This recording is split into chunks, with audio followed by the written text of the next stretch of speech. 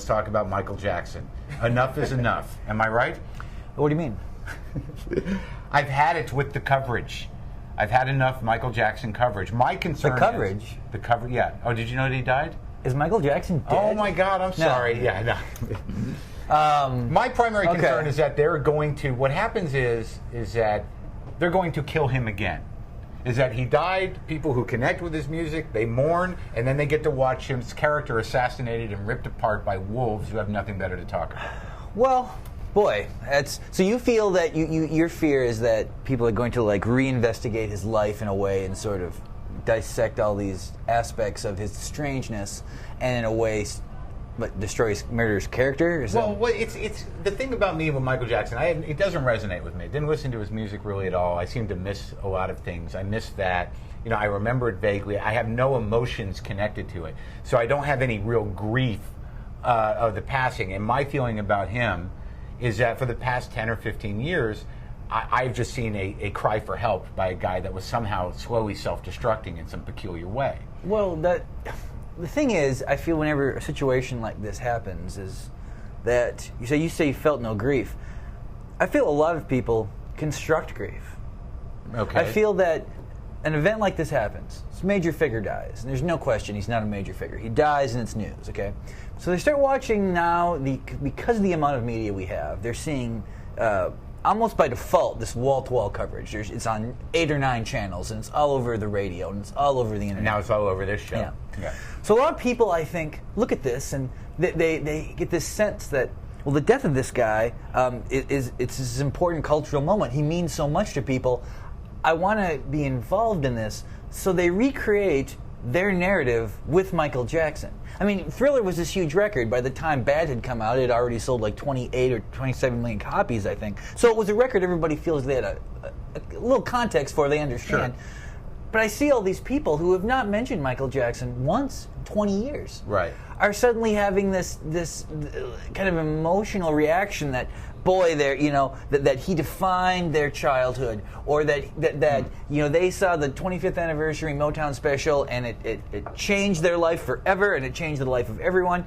I just think it's really weird when a public figure dies like this and people try to use the individual's death as a way to rewrite their own memory of their life. But that's the weird part to me. But let me ask you a question around that, because it seems to me that for you, like even when I read Fargo Rock City, that we know, certainly, that there's something about music that is magical, that beyond any other form, and that it is one of the few things that can elicit an emotional response and also marks moments in personal history, either emotional or otherwise. So that I think some of that is honest. I mean, I understand the sort of narcissism of appropriating emotionally this thing so you can talk about it, but the question is in honesty. I don't feel like the people are lying. Right. I feel like that they're really just changing their own memory of the experience. That now they think back to a period when maybe they were in 7th or 8th grade and they were playing Billie Jean or Beat It at a dance. Right. In the past, their memory of that dance had probably to do with the people they were with or what was going on in their life. Now they're attaching this element of Michael Jackson, and that becomes the overwhelming memory that this thing, because they want to have been part of this. They see other people sort of reacting to this. They see the world sort of responding to Michael Jackson's death as this kind of traumatic, meaningful event. And they just sort of, like, the unconscious desire is to have also been part of this, Well, but weren't they? I mean, isn't that just a legitimate grief? I mean, to have that moment, like all of a sudden you have this great memory and you're reminded of it because a guy dies, and now that memory is sort of like becomes even more nostalgic, more melancholy, because now it's infused with a sort of sorrow that the guy that gave it to you is dead. Well, but you're describing what's happening, and that's, to me, that's unreal to me. Right. That's not a real reaction. I really do feel this is something that can be blamed. Especially this sort of syndrome or phenomenon, really can be blamed on the media and the size of media, because when you looked at when John Lennon died, for example, that was news on the 3 networks.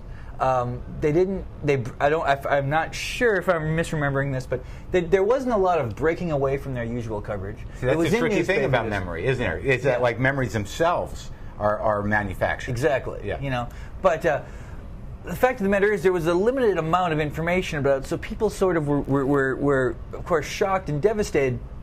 But they weren't. There was no mechanism convincing them that this is supposed to maybe be a bigger event than they realized. And if they want to be part of culture at large, they need to sort of embrace the reaction to this. I mean, I don't want to mitigate Michael Jackson's death. I mean, I am a Michael Jackson fan. I think that, when you look at pure talent, for like pure entertainment talent, especially in a situation where he's performing on stage, he's probably number one. I got asked this question yesterday, and I said, like, well, I don't know who'd be number two. I mean, like, Iggy and the Stooges around one period, Kiss in '78 and stuff. There's people who did this kind of dramatic, kind of game-changing situation, and he would be right up there, But I'm surprised by how people just want this to be an emotional experience. So I think what you're actually saying is that because of the coverage and because of the parasitical nature and the amount of information that is out in the new media,